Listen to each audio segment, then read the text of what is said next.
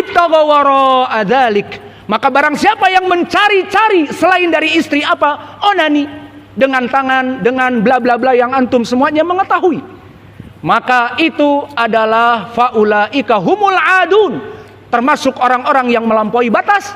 Dan para ulama dari Imam Al-Arba'ah, mulai dari Abu Hanifah, kemudian Imam Malik, kemudian Asy-Syafi'i, kemudian Imam Ahmad, wa ghairuhum, semuanya menyatakan bahwa onani atau masturbation atau al-istimna semuanya sama maknanya, mengeluarkan mani tanpa istri, hukumnya haram. Maka please, dari sekarang nasihat saya kepada para pemuda agar tidak onani. Ini yang pertama, hukumnya haram. Yang kedua, dia bukan solve of the problems. Dia bukan menjawab masalah seperti fatwa ulama usul, ma fi muskilah mimma dakhal fi zina, tidak apa-apa, lebih baik daripada berbuat itu daripada berbuat kepada zina. Ini bukan solve of problem. Kenapa? Dia adalah penyakit addiction. Addiction adalah maknanya kecanduan.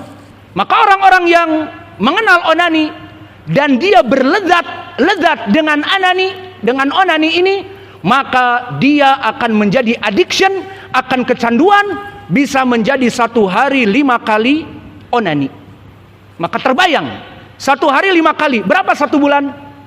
5 kali 30, 150 kali. Berapa 1 tahun? Maka bahayanya awas. Pertama, terutama penuntut ilmu, dan ini saya wanti-wanti kepada murid kami juga di Damas Raya, jangan kalian masuk seperti ini. Bahkan ada aturan yang nongkrong di WC lebih dari 10 menit digedor. Itu perintah dari kami. Karena apa? Takut untuk permasalahan seperti itu. Kenapa? Hafalan hilang. Orang lain menghafal, fokus kepada ayat Al-Quran, kepada hadis yang kita store di sana setiap habis setelah salat.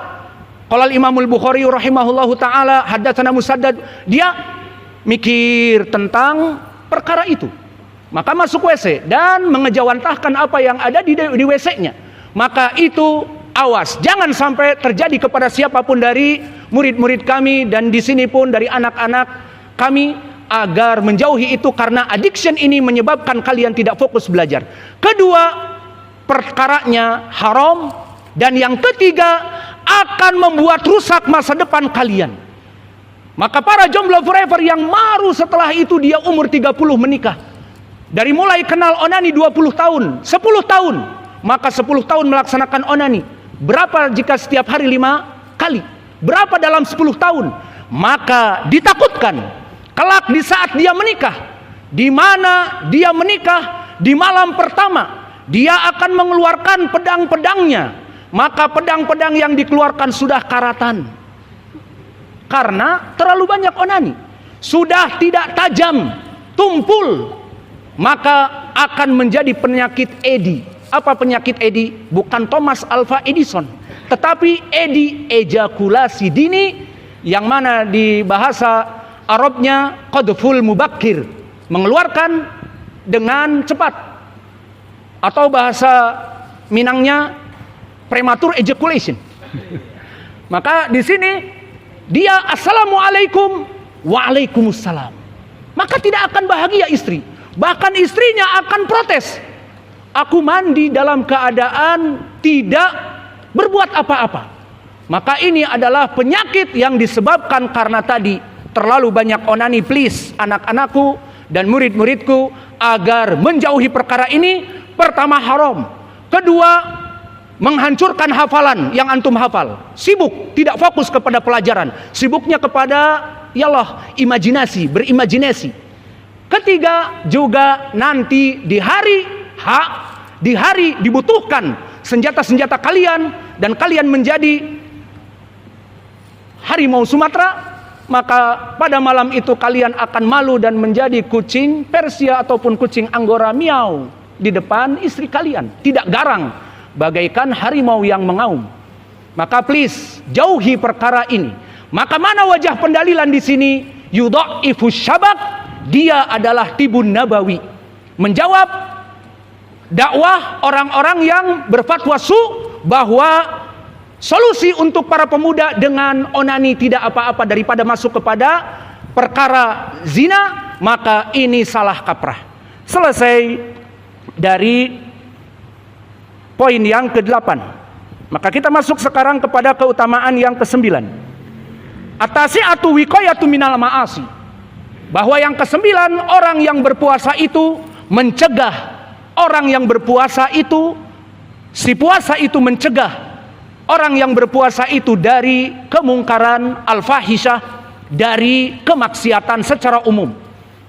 Maka beristidlal penulis di sini dengan hadis yang banyak, karena maknanya hampir sama, kita cukupkan dengan satu saja yang paling kuat, muttafaqun alaih. Karena untuk mengejar waktu. Maka disebutkan di dalam Sahih Al-Bukhari, yang mana dari Abi Hurairah dengan lafaz asyamu junnatun, bahwa puasa itu bagaikan perisai. Maknanya perisai menyebabkan dirinya terjauh dari tikaman-tikaman kemaksiatan, al-fahisyah, dan perbuatan-perbuatan yang keji dan mungkar. Maka ini poin pendalilannya. Dan setelahnya disebutkan di lafaz as-saimu la yarfuth wala yajhal. Fa in imraun qatalahu aw syatamahu falyakul ini saimun. Telah dijelaskan di pelajaran yang lalu bahwa jika ada orang yang berpuasa itu, agar dia tidak memulai agresor, untuk tidak mencela dengan rafath dan mencela dengan jahal. Telah kita tafsirkan di pelajaran yang lalu kemarin. Dan juga dalam permasalahan defense disebutkan qatalahu au syatamahu, jika ada orang mencelanya. Wa qatalahu telah kita bahas di pelajaran yang lalu. Apa makna qatalahu? Apakah membunuhnya? Apa tafsirnya? Telah kita berikan kemarin. Apa makna qatalahu? Bimakna la'anahu, melaknat dia. Mana pendalilannya? Seperti kami sebutkan, qatalahumullah anna yufakun. Maka qatalahumullah maknanya Allah melaknat mereka. Orang-orang yang mengatakan seperti al-Yahud Uzair ibnullah, dan seperti an-Nasara al-Masih ibnullah. Qatalahumullah anna yufakun. Dan qutilal kharasun, maka dilaknat mereka para pendusta. Maka makna qatala bimakna laknat. Maka jika ada orang melaknatmu, jangan dilaknat lagi, tapi kul ana shaimun.